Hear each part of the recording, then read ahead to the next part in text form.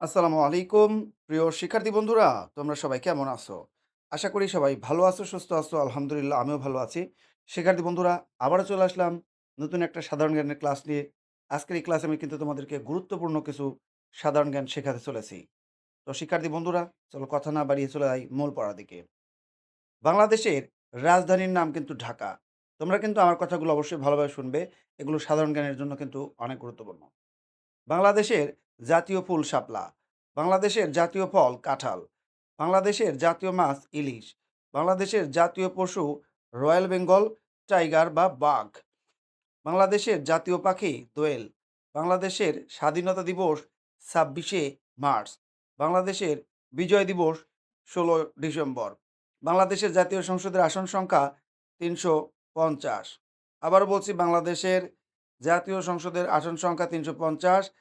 বাংলাদেশের জাতীয় সংসদের নারী আসন ৫০টি। পৃথিবীর বৃহত্তম মহাসাগর প্রশান্ত মহাসাগর। আবারও বলছি, পৃথিবীর বৃহত্তম মহাসাগর প্রশান্ত মহাসাগর। পৃথিবীর বৃহত্তম নদী নীলনদ। পৃথিবীর বৃহত্তম মরুভূমি সাহারা মরুভূমি।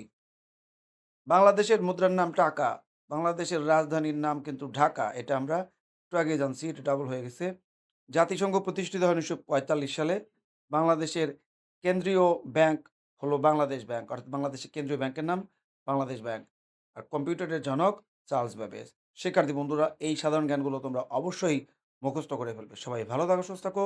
আর প্রত্যেকেই আমার চ্যানেলটি সাবস্ক্রাইব করে রাখবে। ফেসবুক পেজ হলে অবশ্যই ফলো করে দিবে। আল্লাহ হাফেজ।